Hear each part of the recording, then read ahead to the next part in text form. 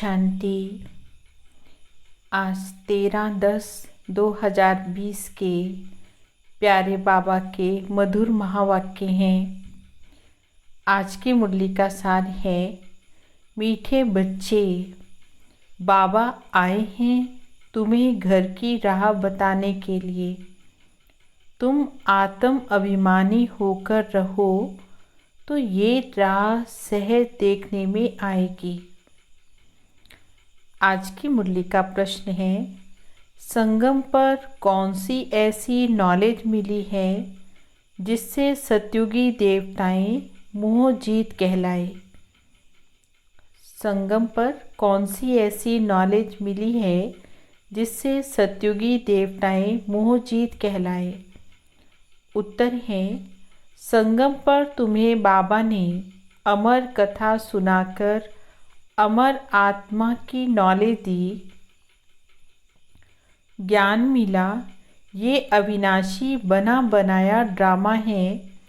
हर एक आत्मा का अपना अपना पार्ट बजाती है। वे एक शरीर छोड़ती है और दूसरा लेती है। इसमें रोने की बात नहीं है।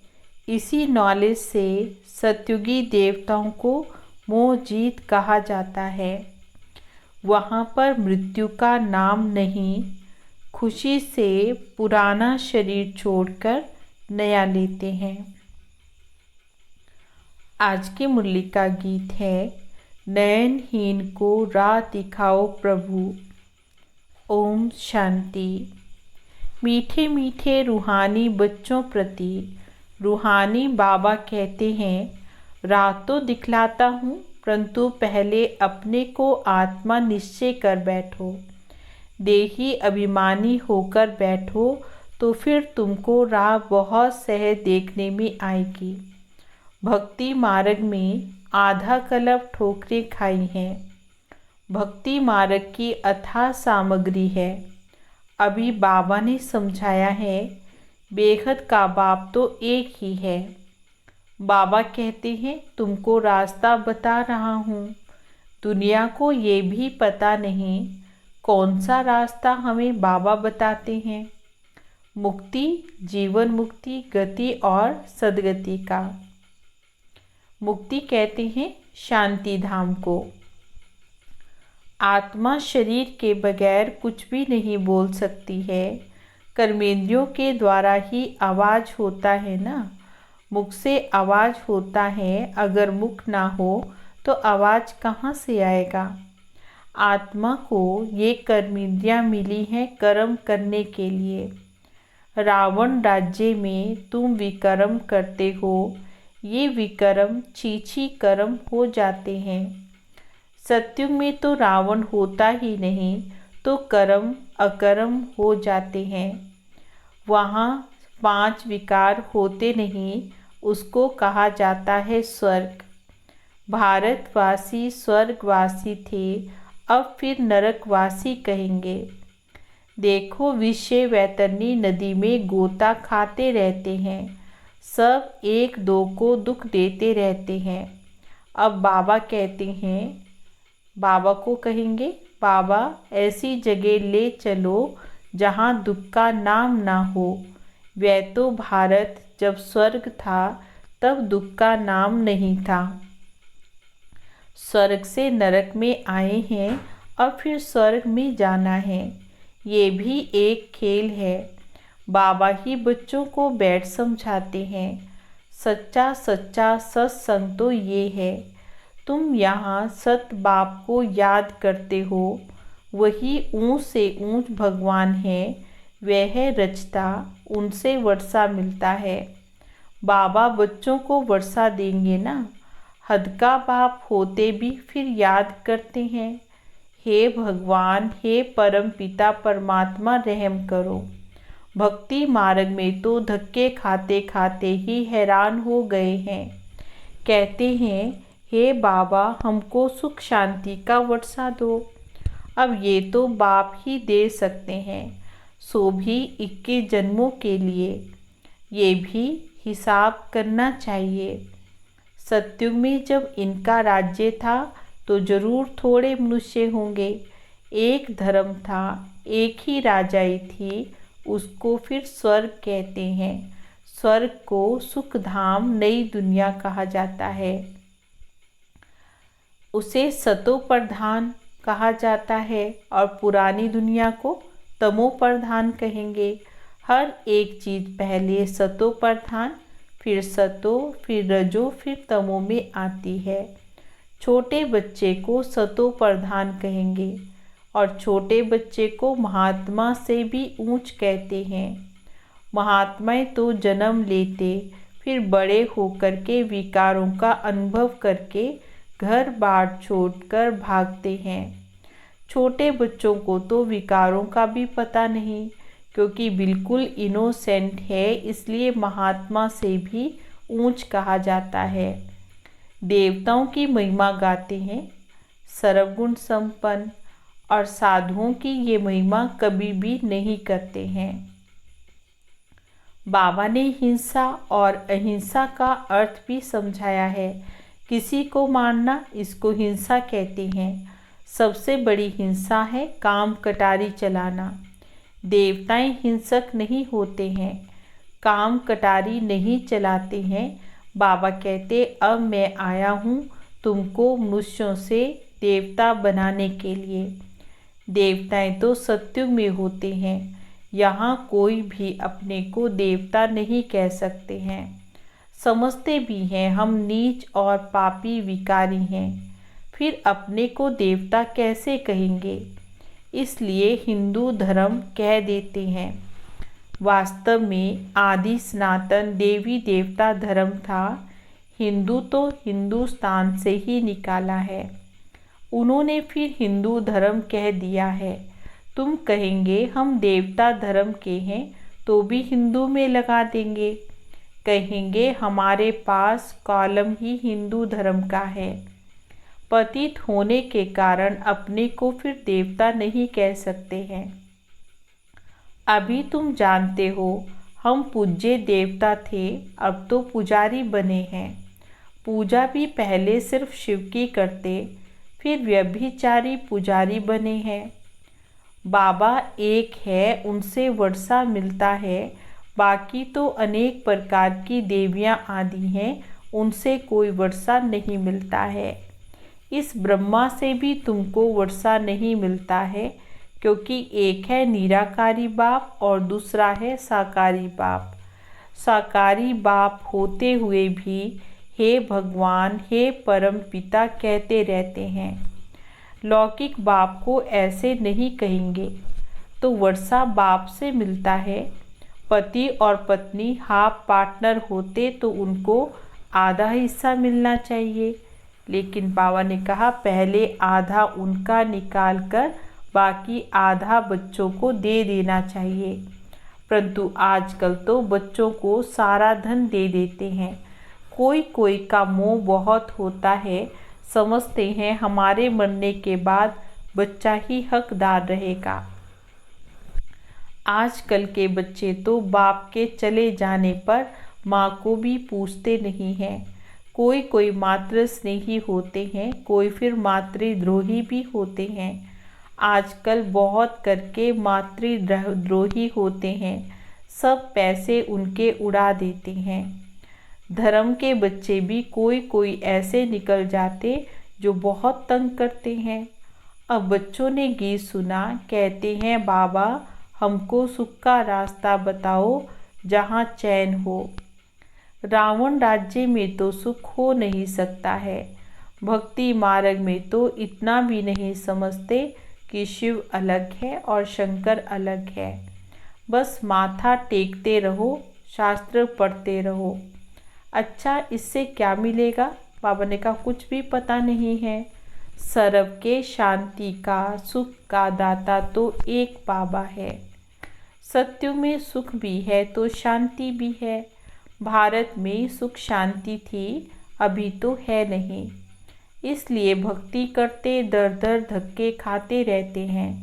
अभी तुम जानते हो शांति धाम सुख धाम में ले जाने वाला एक ही बाप है।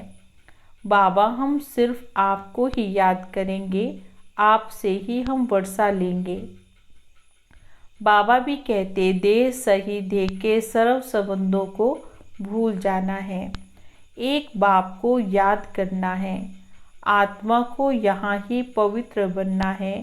अगर याद नहीं करेंगे तो फिर सजाएं खानी पड़ेगी और पद भी भ्रष्ट हो जाएगा। इसलिए बाप कहते हैं याद की मेहनत करो। बाबा क्या समझा रहे हैं कि याद की मेहनत करनी है। आत्माओं को समझाते हैं और कोई भी सत्संग आदि ऐसा नहीं होगा जहाँ ऐसे कहें हे रूहानी बच्चे, ये रूहानी ज्ञान है जो रूहानी बाबा से हम बच्चों को मिलता है। रूह अर्थात निराकार, शिव भी निराकार है। तुम्हारी आत्मा भी बिंदी है, बहुत छोटी है। उनको कोई देख नहीं सकते हैं सिवाय दिव्य दृष्टि के। दिव्य दृष्टि तो बाप ही देते हैं। भगत तो बैठकर हनुमान गणेश आदि की पूजा करते हैं। अब उनका साक्षात्कार कैसे हो? बाबा कहते हैं दिव्य दृष्टि दाता तो मैं हूँ। जो बहुत भक्ति करते हैं तो फिर मैं उनका साक्षात्कार कराता हूँ, परंतु इससे फ़ायदा कुछ भी नहीं है, सिर्फ खुश हो जाते हैं। पाप तो फिर भी करते हैं, लेकिन बाबा ने कहा उससे कुछ मिलता ही नहीं है। पढ़ाई के बगैर कुछ बन थोड़े ही सकेंगे। देवताएं सर्व गुण संपन्न हैं, तुम भी ऐसे बनो ना। बाकी तो वह है सब भक्ति मार्ग का साक्षात्कार। सचमुच कृष्ण से झूलो, स्वर्ग में उनके साथ रहो। वह तो बाबा ने कहा पढ़ाई पर ही है। जितना पढ़ेंगे वो तो उसी पर है। जितना श्रीमत पर चलेंगे उतना ऊंच पद पाएंगे। श्रीमत भगवान की गाई हुई है, कृष्ण की श्रीमत नहीं कहेंगे। परम पिता परमात्मा की श्रीमत से कृष्ण की आत्मा ने ये पद पाया है। तुम्हारी आत्मा भी देवता धर्म में थी, अर्थात कृष्ण के घराने में थी। भारतवासियों को ये पता नहीं कि राधे कृष्ण का आपस में क्या संबंध था। दोनों आपस में क्या लगते थे। दोनों ही अलग अलग राजाई के थे। फिर स्वयंवर के बाद लक्ष्मी नारायण बनते हैं। ये सब बातें बाप ही आकर के समझाते हैं। अब तुम पढ़ते ही हो स्वर्ग का प्रिंस प्रिंसेस बनने के लिए। प्रिंस प्रिंसेस का जब स्वयंवर होता है तब फिर नाम बदलता है। तो बाप बच्चों को ऐसा देवता बनाते। अगर बाप की श्रीमत पर चलेंगे तो तुम हो मुख वंशावली, वे हैं कुक वंशावली। वे ब्राह्मण लोग हथियाला बांधते हैं काम चिता पर बिठाने का। अभी तुम सच्ची सच्ची ब्राह्मणियाँ काम चिता से उतार ज्ञान चिता पर बिठाने हथियाला बांधते हो। तो बाबा ने कहा वह तो छोड़ना पड़े। यहाँ के बच्चे तो लड़ते झगड़ते पैसा भी सारा बर्बाद करते हैं। आजकल दुनिया में बहुत गंद है। सबसे गंदी बीमारी तो ये बाइस्कोप आती है। अच्छे बच्चे भी बाइस्कोप में जाने से खराब हो जाते हैं। इसलिए बीके को बाइस्कोप में जाना मना है, अर्थात सिनेमा आदि देखना मना है। हाँ, जो मजबूत है उनको बाबा कहते वहाँ भी तुम सर्विस करो। उनको समझाओ ये तो हद का बाइस्कोप है। एक बेहद का बाइस्कोप भी है। बेहद के बाइस्कोप से फिर ये हद के झूठे बाइस्कोप निकले हैं। क्योंकि बाबा ने कहा ये दुनिया भी क्या है, एक ड्रामा ही तो है। अभी तुम बच्चों को बाबा ने समझाया है मूल वतन जहाँ सभी आत्माएं रहती हैं, फिर बीच में सूक्ष्म वतन है। ये है साकार वतन। खेल सारा यहाँ चलता है। ये भी चक्र फिरता ही रहता है। तुम ब्राह्मण बच्चों को स्वदर्शन चक्रधारी बनना है, देवताओं को नहीं। परंतु ब्राह्मणों को ये अलंकार नहीं देते क्योंकि पुरुषार्थी हैं। आज अच्छे चल रहे हैं, कल फिर गिर पड़ते हैं, इसलिए देवताओं को फिर दे देते हैं। कृष्ण के लिए दिखाते हैं सुदर्शन चक्र से अकासुर बकासुर आदि को मारा। अब उनको तो अहिंसा परमो धर्म कहा जाता है, फिर हिंसा कैसे करेंगे? ये सब भक्ति मार्ग की सामग्री है। जहाँ जाओ शिव का लिंग ही होगा। सिर्फ नाम कितने अलग अलग रख दिए हैं। मिट्टी की देवियाँ कितनी बनाते, फिर श्रृंगार करते हैं तो हजारों रुपया खर्च करते हैं। उत्पत्ति की, फिर पूजा करेंगे, फिर पालना कर, फिर जाए डुबो कर आ जाते हैं। बाबा ने कहा उसमें भी कितना खर्चा करते हैं, सो भी गुड़ियों की पूजा करने में। मिला तो कुछ भी नहीं। बाबा समझाते ये सब पैसे बर्बाद करने की भक्ति है। सीढ़ी उतरते ही आए हैं।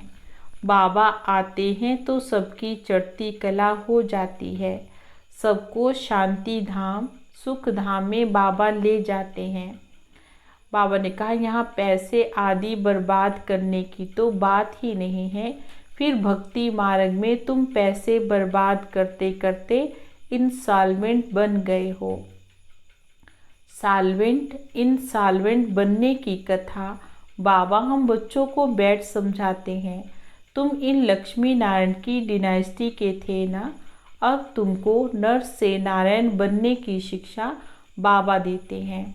वो लोग तो तीजरी की कथा अमर कथा सुनाते हैं। बाबा ने कहा वो सब झूठ है।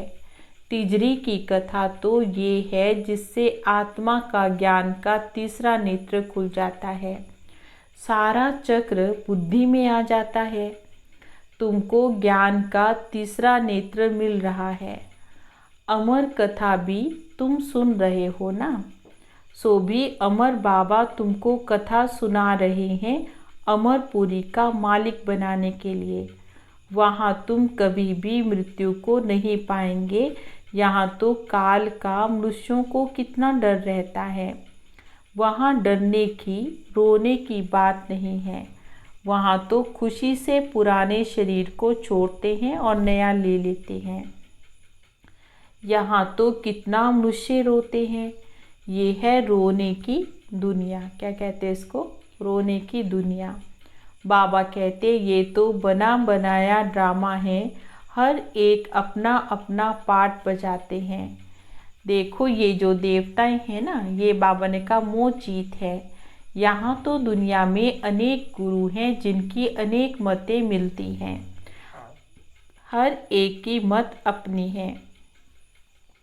एक संतोषी देवी भी है जिसकी पूजा होती है। अब संतोषी देवियाँ तो सत्यु में हो सकती हैं, यहाँ कैसे होंगी?